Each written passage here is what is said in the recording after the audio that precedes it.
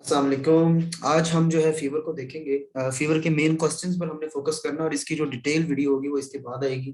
ठीक है, फीवर क्या होता है कि इंक्रीज इन बॉडी टेम्परेचर जो है, नॉर्मल बॉडी टेम्परेचर आपका 97 टू 99 डिग्री फ़ारेनहाइट होता है और सेल्सियस में लिखा हुआ है। ठीक है, और आपको पता है जब सुबह सुबह आप उठते हैं तो उस वक्त जो बॉडी टेम्परेचर होता है वो लो होता है, और रात के वक्त क्योंकि आप सारा दिन काम करते हैं, ठीक है, तो बॉडी टेम्परेचर जो है वो आपका थोड़ा सा राइज कर जाता है। तो 1 डिग्री फ़ारेनहाइट का जो है ना वो अप्रोक्सीमेटली जो है ना डिफरेंस आ रहा होता है।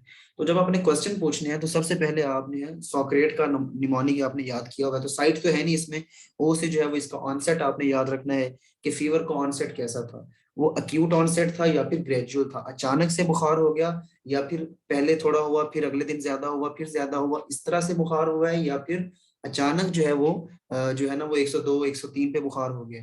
तो जो अक्यूट ऑनसेट होता है ना वो होता है आपकी जो इन्फेक्शंस होते हैं, अक्यूट इन्फेक्शंस। जबकि जो क्रॉनिक इन्फेक्शंस होते हैं उनके अंदर बॉडी जो है वो कंपनसेट कर देती है। ठीक है, बॉडी जो है वो अडेप्ट हो जाती है, तो इसलिए जो है उनके अंदर जो फीवर होता है वो जरा ग्रेजुअल होता है। और ये ग्रेजुअल फीवर जो है वो एक तो लो ग्रेड फीवर होता है। ये जो अक्यूट ऑनसेट होता है ना, जो अचानक से होता है, ये थोड़ा हाई ग्रेड फीवर होता है। जबकि जो ग्रेजुअल ऑनसेट के अंदर आता है ये थोड़ा सा लो ग्रेड का होता है। तो टीबी के अंदर अमूमन जो है ये एक डिजीज है, आप पढ़ेंगे, माइकोबैक्टीरियम ट्यूबरकुलोसिस जो है ना वो उससे उससे होती है। तो ये ग्रेजुअल ऑनसेट होता है इसका, और ये लो ग्रेड फीवर होता है। जबकि जो आपके नॉर्मल वायरल इन्फेक्शन जिस तरह हॉस्टल्स के अंदर होता है, ठीक है, अचानक से बुखार हो जाता है, या फिर मलेरिया जो होता है वो भी हॉस्टल के अंदर कॉमन होता है। तो ये जो है ना अक्यूट ऑनसेट होता है और ये हाई ग्रेड फीवर्स होते हैं। अब हम बात करें कि हमने नेक्स्ट क्वेश्चन जो उससे पूछना है वो होता है राइगर्स और चिल्स का। क्या आपको जो है वो सर्दी लगती है बुखार के साथ, या आपको जो है वो कपकपाहट तो नहीं होती? ठीक है, तो याद रखें जो मलेरिया है ये इसके साथ लिंक होता है, राइगर्स के साथ। ठीक है, जबकि जो अभी हमने टीबी पढ़ी, टीबी के अंदर जो है वो मेनली जो सिम्टम आती है वो रात को जब बुखार होता है तो उसके साथ स्वेटिंग होना शुरू हो जाती है। टीबी के अंदर स्वेटिंग होती है, ठीक है, जबकि जो मलेरिया होता है इसके अंदर आपको राइगर्स और चिल्स जो है ना ये होते हैं। ठीक है, ये इसकी थोड़ी सी आपने उससे डिटेल हिस्ट्री लेनी होती है। ठीक है, और इसके अलावा जो है वो निमोनिया और यूटीआई जो होता है इसके अंदर भी राइगर्स हो सकते हैं। अगर हम ग्रेड की बात करें तो जो क्वेश्चन हमारा होगा कि भाई आपने ये पूछना है कि आपको कितना बुखार, कम बुखार है कि ज्यादा बुखार है, तो ये आप थर्मामीटर के साथ चेक करेंगे। ठीक है, तो जो हाई ग्रेड फीवर होता है ये मैंने आपको पहले बता दिया, जो अक्यूट ऑनसेट के होते हैं, अक्यूट इन्फेक्शन होते हैं वो करवाते हैं। जबकि लो ग्रेड फीवर जो है वो क्रॉनिक इन्फेक्शन से होता है। ठीक है, जिस तरह टीबी जो है, टीबी के अंदर लो ग्रेड फीवर होता है आपको। अब हम नेक्स्ट क्वेश्चन की तरफ जाएं तो हमारे पास जो है इसकी पैटर्न आ जाता है फीवर का, कि फीवर जो है वो कॉन्टिन्यूस टाइप का है, कि बुखार हो गया और उसके बाद दोबारा जो है वो बेसलाइन की तरफ नहीं आया, तो उसको हम कॉन्टिन्यूस फीवर कहते हैं। ठीक है, इसके अंदर इतना चेंज नहीं आता, मैक्सिमम चेंज जो आता है वो 1 डिग्री सी या फिर 1.5 डिग्री फ़ारेनहाइट का जो है वो चेंज आता है, अदरवाइज ये बुखार एक ही लेवल के ऊपर रहता है। और आपका जो टाइफाइड फीवर होता है ये कॉन्टिन्यूस फीवर की टाइप है। देन रेमिटेंट जो फीवर होता है इसके अंदर क्या होता है कि जिस तरह सीढ़ियां होती है ना, पहले बुखार हुआ फिर वो उससे ऊपर जाएगा, ठीक है, फिर जो है ना एक नॉर्मल लाइन आएगी फिर ऊपर जाएगा। मतलब ये है कि एक जो उसकी बेस लाइन थी ना उस पे वापस नहीं आता वो, बल्कि एक दफा ऊपर चढ़ गया उस पे रुक जाएगा थोड़ी देर के लिए, फिर नेक्स्ट डे जो है वो मजीद थोड़ा ऊपर जाएगा, फिर रुक जाएगा, फिर ऊपर जाएगा। इस तरह बुखार जो है वो ऊपर चलता जाएगा, लेकिन बेस लाइन को दोबारा से टच नहीं करेगा। आपके जो बहुत सारे इन्फेक्शन होते हैं वो रेमिनेंट टाइम के होते हैं। देन इंटरमिटेंट फीवर क्या होता है?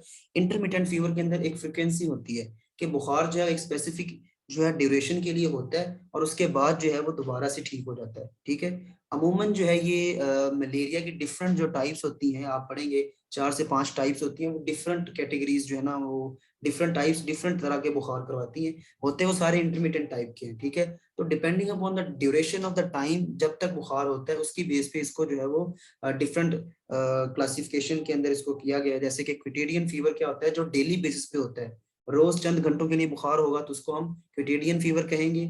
अगर डे 1 आप अगर गिनती लिखे 1 2 3, तो डे 1 पे अगर फीवर है, उसके बाद डे 3 पे फीवर होगा, फिर डे 6 पे फीवर होगा, ठीक है, तो 3 का पहाड़ा चल रहा है आपका। ठीक है, तो उसको टर्शियन फीवर कहते हैं। और अगर आप याद रखें कि डे 1 पे फीवर था, डे 2 पे नहीं हुआ, डे 3 पे फिर हो गया, तो 1 और 3 के दरमियान एक दिन आया है, तो हम कहते हैं कि जो अल्टरनेट डेज के ऊपर बुखार होता है that is the tertian fever. ठीक है, जो चौथे दिन पे होता है वो होता है क्वार्टन फीवर। और डे 1 और डे 4 के ऊपर बुखार होगा तो दरमियान में 2 दिन होंगे जो गैप आएगा, तो इसका मतलब ये है कि फीवर जो है वो 2 दिन के गैप से होता है आपको। ठीक है, देन आ जाता है रिलैप्सिंग फीवर, होता है कि इसके अंदर ड्यूरेशन एक स्पेसिफिक इंटरवल आ रहा होता है कि 5 दिन तक बुखार रहेगा, 5 दिन जो है बुखार नहीं रहेगा, ठीक है, फिर 5 दिन बुखार होगा। अब ये जो है डेज जो है ना वो स्पेसिफिक नहीं होते, ये 6 दिन भी हो सकते हैं, ये 7 दिन भी हो सकते हैं, हो सकता है 7 दिन बुखार रहे, फिर 7 दिन का गैप आ जाए, फिर 7 दिन बुखार रहे, फिर 7 दिन का गैप आ जाए।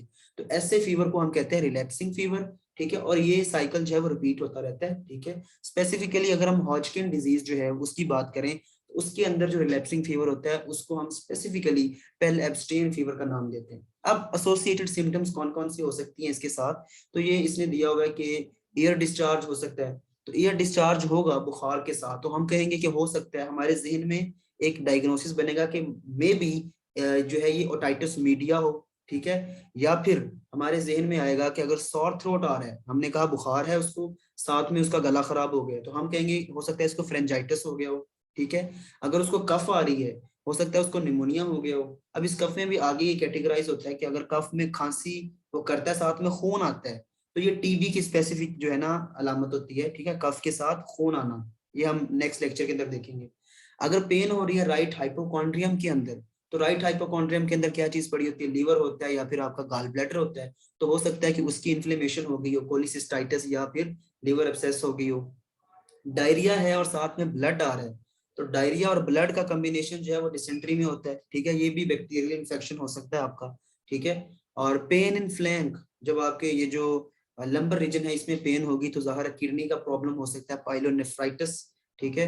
डिसयूरिया जो है कहते हैं burning sensation during the micturition, अगर ये होगा तो हो सकता है यूटीआई हुआ हो, ठीक है। प्रोस्टाइटिस हो सकता है, या कुछ इसी किस्म की जो है मिलती जुलती डिजीज होगी। नाइट स्वेट्स मैंने पहले बता दिया था कि रात को पसीने आना जो है ये टीबी के साथ एसोसिएटेड होते हैं।